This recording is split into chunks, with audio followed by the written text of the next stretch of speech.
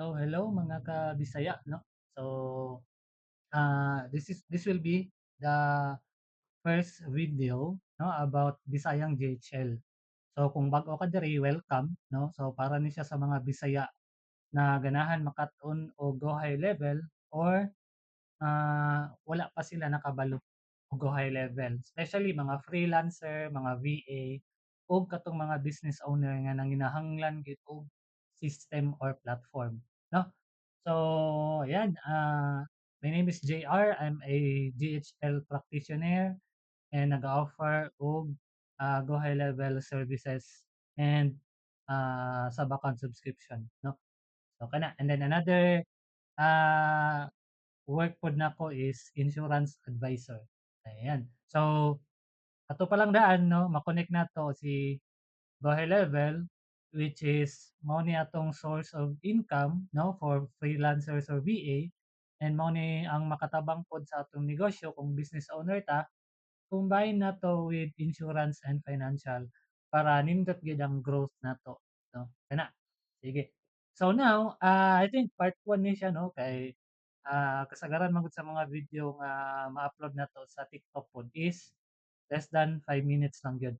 So this will be part 1, no, kay medyo taas gini siya.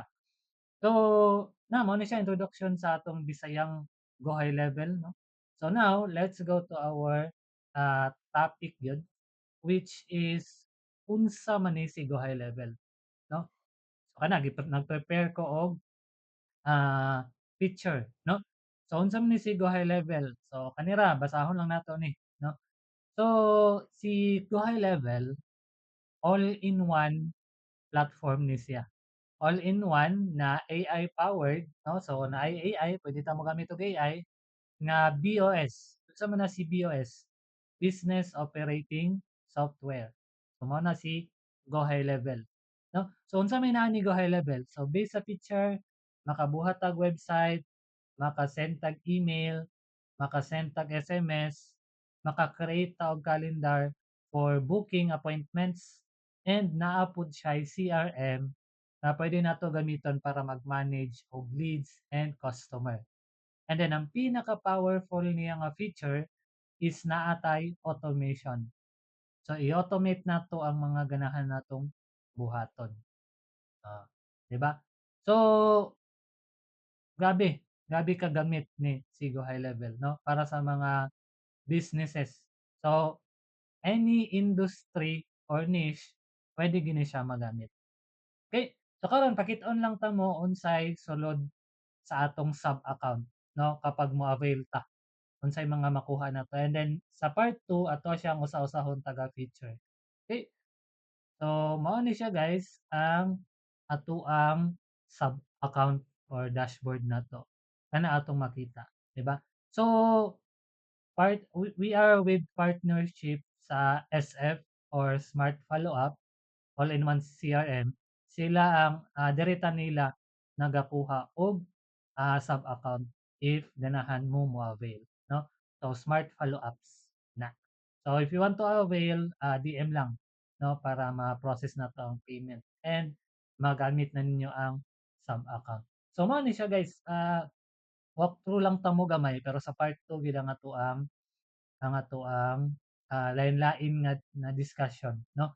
So we have una naatay dashboard, naatay conversations, kani calendars. So kana mag-book og appointment, and then we also have contacts. So diri tanan nato contacts ibutang mao ni atong CRM, no. We have opportunities. So kani mao ni ang atuang another sub-feature pud sa opportunities in which ma-track na nimo imong leads. And then payments. So pwede ta mag-integrate diri og payment integration and maka-generate tag invoice, mga payment links, maka-add tag products, no, if you want to create e-commerce na store. And then we have AI Studio. So kato mao ni siya atong bag-o nga vibe coding tool, no, para makabuhat og funnel or website. And then we also have AI agents, no, kani siya nagagamit na siya AI so para sa atong mga AI bots kana. And then we also have for our marketing, so